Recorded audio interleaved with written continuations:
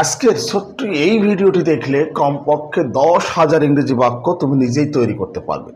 হ্যাঁ, স্যার বলছে তোমাকে কোনো রকমের মুখস্থ করার প্রয়োজন নেই, শুধুমাত্র এই ভিডিওটি একটু মনোযোগ দিয়ে দেখলে তুমি নিজেই 10,000-এরও বেশি বাংলা বাক্যকে খুব সহজে ইংরেজিতে রূপ দিতে পারবে। আচ্ছা দেখো, সে আসতে পারে, সে আসতেও পারে, সে নাও আসতে পারে। এই ধরনের বাংলা বাক্যগুলোকে কিভাবে ইংরেজিতে রূপ দিতে হয় জানতে হলে ভিডিওটি কন্টিনিউ করতে হবে। এখানে একটা বিষয় একটু তোমাদেরকে বুঝতে হবে। দেখো, এই যে তিনটা সেন্টেন্সের প্যাটার্ন একটু লক্ষ্য করো। তিনটা সেন্টেন্সের প্যাটার্ন একটু বোঝার চেষ্টা করো। সে আসতে পারে, সে আসতেও পারে, সে নাও আসতে পারে। আচ্ছা, মূল ঘটনাটা কোথায় একটু দেখো তো। দেখো, সম্ভাবনা বোঝাতে মেয়ে ব্যবহার করা হয়, তাই না?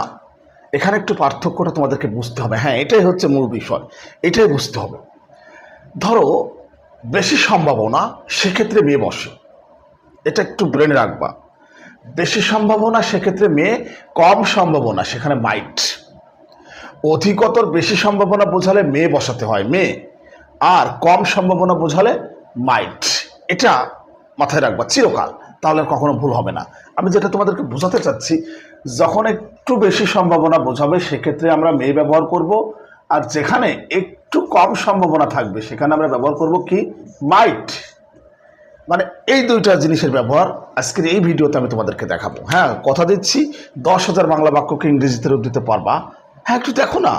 দেখো, এই যে সে আসতে পারে, তার মানে কি এখানে সে আসতেও পারে, এই সেন্টেন্সটির থেকে এটার মধ্যে একটু সম্ভাবনা বেশি আছে। কিন্তু দেখো, সে আসতে পারে মানে আসতে পারে, আর সে আসতেও পারে, সম্ভাবনাটা একটু কম আছে। কিন্তু দেখো, তুমি নিজেই একটু রিসার্চ করো, তাহলে যখন এই যে সে আসতে পারে তখন কি হবে। তাহলে দেখো, হি মে কাম, সে আসতে পারে মানে মে এর পরে সবসময় মূল ভার্বের প্রেজেন্ট ফর্ম বসে। মে, মাইট, ক্যান, কুড, তোমরা জানো এগুলোর পরে মোডাল অক্সিলারি ভার্বের পরে সবসময় মূল ভার্বের প্রেজেন্ট ফর্ম বসে।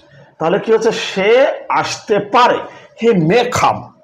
ওকে, আচ্ছা, এইবার যদি বলি সে আসতেও পারে, মানে এখানে আমরা মাইট ব্যবহার করব। সে আসতেও পারে। স্টুডেন্টস, এই ধরনের ভিডিও ভালো লাগলে শেয়ার করে অন্যদেরকে একটু দেখার সুযোগ করে দিও। আর যেহেতু কষ্ট করে তোমাদের জন্য ভিডিওগুলো তৈরি করছি, একটা লাইক, একটা কমেন্টস তো পেতেই পারি, তাই না? আচ্ছা, যদি ভালো লাগে আমাকে ফলো করে নিয়মিতভাবে ভিডিওগুলো দেখতে থাকো, ইনশাল্লাহ লস হবে না, লস হবে না। আচ্ছা দেখো, সে আসতেও পারে, তাহলে ঘটনাটা কি এখানে, এটার মধ্যে কিন্তু কম সম্ভাবনা আছে, কাজে মাইট আমাদেরকে ব্যবহার করতে হবে। তাহলে কি হবে, হি মাইট কাম। বিষয়টা কিন্তু একেবারে ইজি। দেখো, বেশি সম্ভাবনা মে, কম সম্ভাবনা মাইট।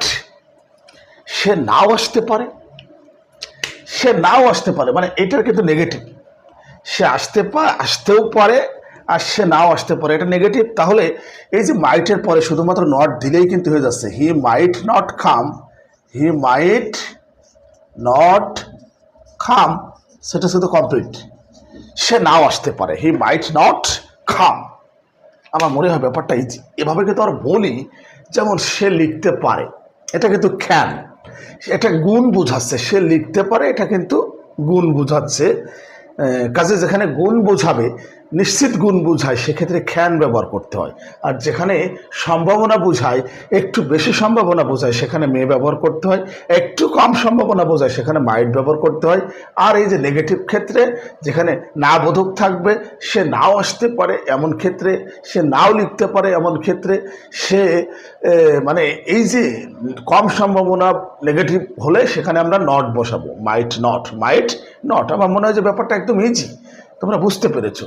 আচ্ছা, এখন এই যে এই বাংলা বাক্যটা একটু লক্ষ্য করো তো, যেটা বলছি রাইট নাও।